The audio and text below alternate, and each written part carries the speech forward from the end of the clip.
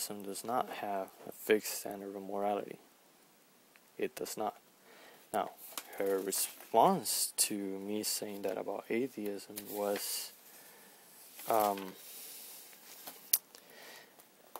as someone who currently identifies as as an atheist, I disagree with your assertion that without religion there is only moral chaos.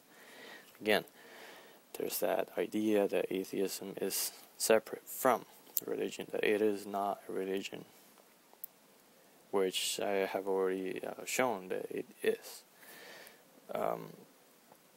She goes on to say, quote, is it not possible to be a good person without God's influence? First of all, I would say it is not possible to be good or evil without God's existence or influence. Secondly, she asks, is it not possible to be a good person without God's influence? Take God out of the equation. First question I would ask, okay, no God, what is your standard for morality? On what basis can you even ask that question? Is it not possible to be a good person? When you say there's such a thing as good, you are implying that there's such a thing as evil. And furthermore, you're implying that there is a moral law. Furthermore, you're implying that there's a moral lawgiver. But in atheism, that is the very thing you're trying to disprove. You have no moral lawgiver, you have no moral law, you have no good, you have no evil. You have absolute relativism, chaos, anarchy.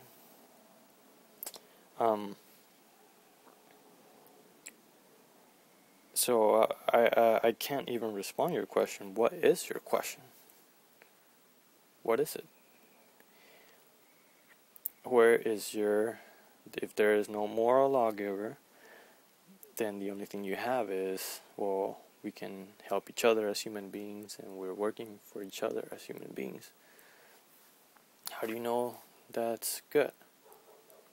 How, on what standard can you say that helping poor people is good? Or someone killing your mother, on what basis can you say that person is evil, that person did something wrong to you? If you appeal to feelings, well, Hitler felt pretty good about killing a bunch of Jews.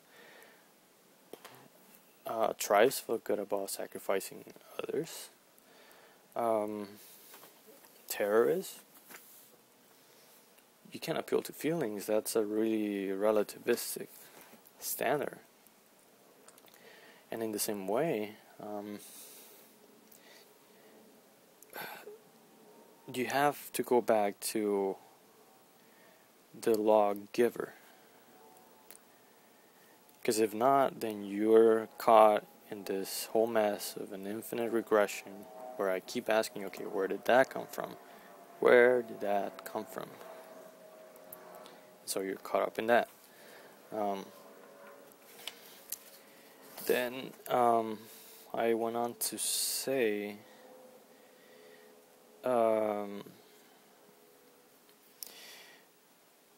God has revealed a fixed standard from which Christians and non-Christians borrow in order to be able to live. It is impossible for a non-Christian to live without borrowing from the Christian worldview.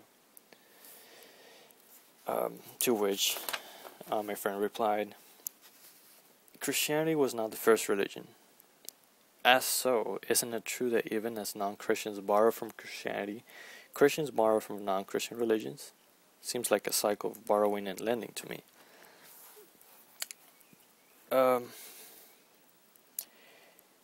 If you're referring to Christianity starting followers of Christ starting to be actually called Christians, if you're parting from that point, well, I mean, then maybe, yeah, it was not the first religion. But you gotta remember that the Old Testament and the New Testament merge. I mean, not merge. I mean, what I'm trying to say is that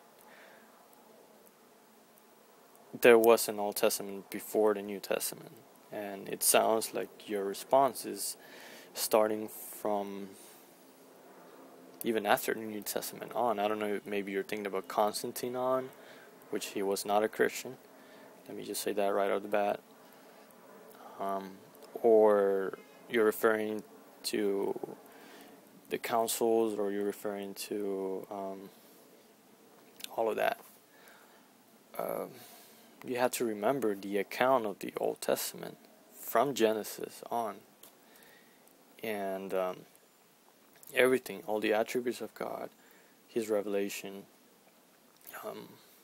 of His decrees, His will, His statutes, His commandments, which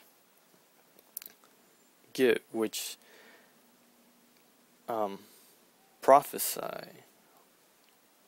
and predict so many things in the New Testament. I mean, you can't have the New Testament without the Old Testament, and vice versa.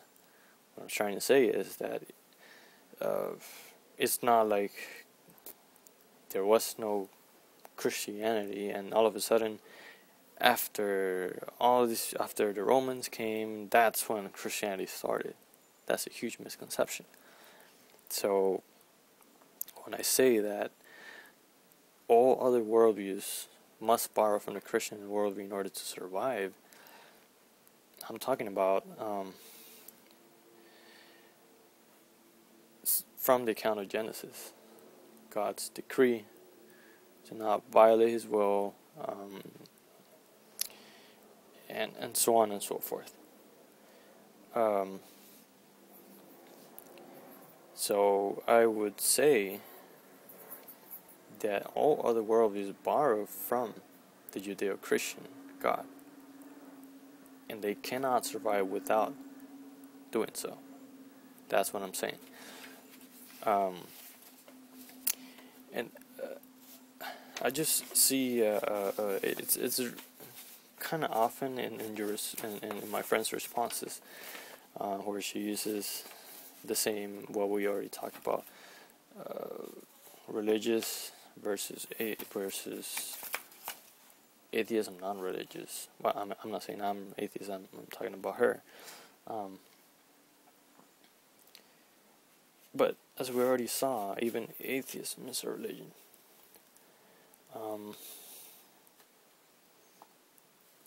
If you're going deeper, why do you love your family? Or why are you faithful to your family or to your friends? Those set of beliefs in themselves make a religion. Just that maybe when we hear the term religion, we think often, those people that meet up in some church and stuff, that's what we think of religion. But we already saw some simple definitions that it encompasses more than that. So atheism in itself is a religion as well. So that is, I hope. Okay. Oh, just want to touch a little on man being inherently evil. Yes, man is inherently evil. Romans 1:3. Ephesians, it's all over the Bible. Jeremiah 17:9. It's all over the Bible that man, even from Genesis 3, that man fell. For we have all fallen short of the glory of God. So yes, I do believe it, and I understand that by me appealing to the Bible, someone will say, "Oh, that's circular reasoning." Well, yeah, but then again, everyone does circular reasoning. If you say, "Well, I'm a non-religious atheist, there is no God," right when you said there is no God, you turn to your Bible. How do you come to that conclusion? reason.